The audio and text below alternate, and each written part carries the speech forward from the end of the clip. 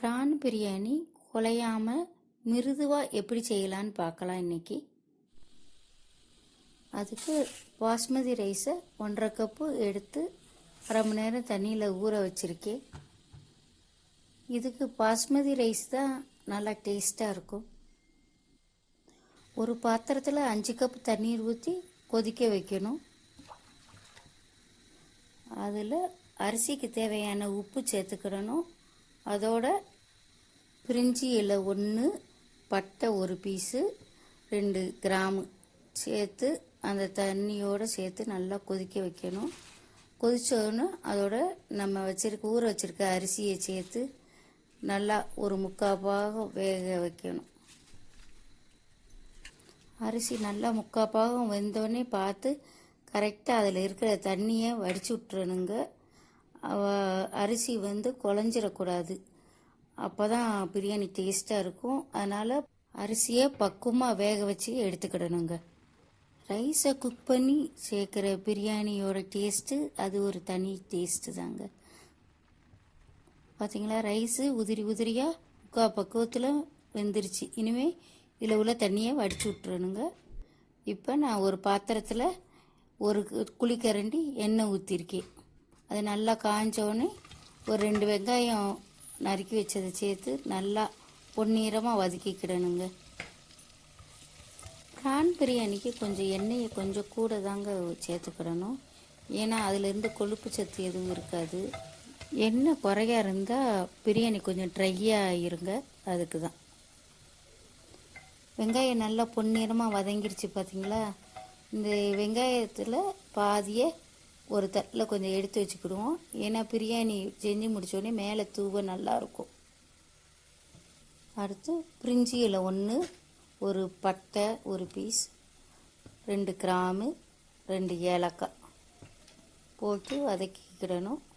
அதோட சோம்பு கொஞ்சம் சேர்த்துக்கோங்க. அடுத்து இந்த பிரியாணிக்கு தேவையான காரத்தை சேர்த்துருவோங்க. அதுக்கு 2 ஸ்பூன் மிளகாய்த்தூள் சேர்த்துக்கிடணுங்க. அடுத்து அதோட பச்சை மிளகாய் 4 2 அறுத்து போட்டிருக்கேங்க. அடுப்பை நல்லா மீடியம் ஃப்ளேமில் வச்சு சமைச்சிக்கிடணுங்க. சீரகப்பொடி 1/2 ஸ்பூன் சேர்க்கணும். மல்லித்தூள் 1.5 ஸ்பூன் சேர்த்துக்கிடணுங்க. அதோட 2 ஸ்பூன் இஞ்சி பூண்டு விழுது சேர்த்து நல்லா வதக்கி விடணுங்க.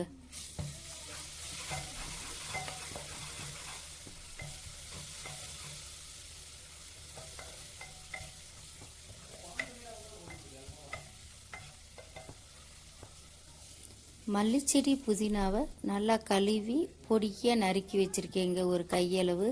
அதையும் சேர்த்து நல்லா ஒரு வதக்கி விட்டுக்கிடணுங்க.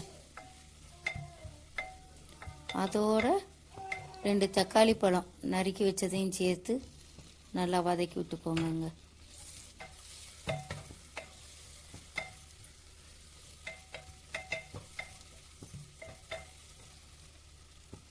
இந்த பிரியாணிக்கு தேவையான தயிர் ஒரு 1/4 கப்பு சேர்த்து அதோட வதக்கணுங்க.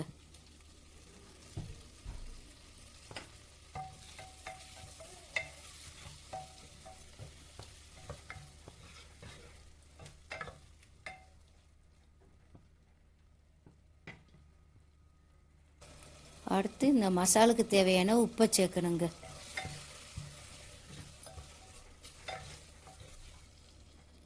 ஒரு கப்பு தண்ணீர் ஊற்றி கொதிக்க வைக்கணுங்க. தோல் எடுத்து க்ளீன் பண்ண ப்ரான் 1/2 கிலோ இதோட சேர்க்கணுங்க. ப்ரானை நல்லா மசாலாவோட கலந்து விட்டுக்கோங்க. கலந்து விட்டுட்டு இந்த ப்ரானுக்கு தேவையான உப்பை சேர்த்துக்கிடணுங்க.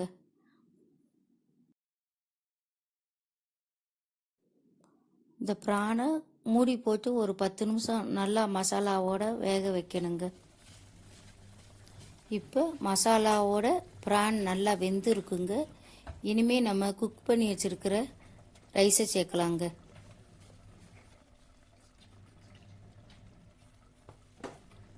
முக்கால் பதம் வெந்த ரைஸ்னால் ஒரு 1/4 பதத்துக்கு நம்ம மூடி வேக வைக்க வேண்டியிருக்குங்க.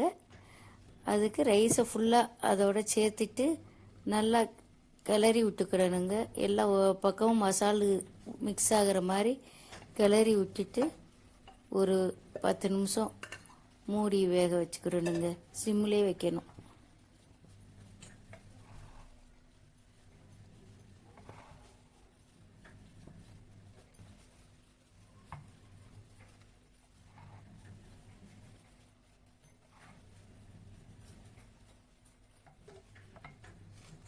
ரைஸு உடையாமல் நல்லா பார்த்து பக்குவமாக கிளறணுங்க.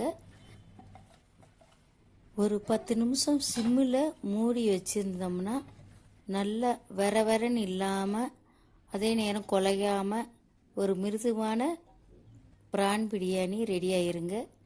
அதுக்கு மேலே மல்லிச்செடியும் வெங்காயம் ஃப்ரை பண்ண வெங்காயமும் மேலே தூவி விட்டுக்கிட்டிங்கன்னா டேஸ்ட்டு பிரமாதமாக இருக்குங்க.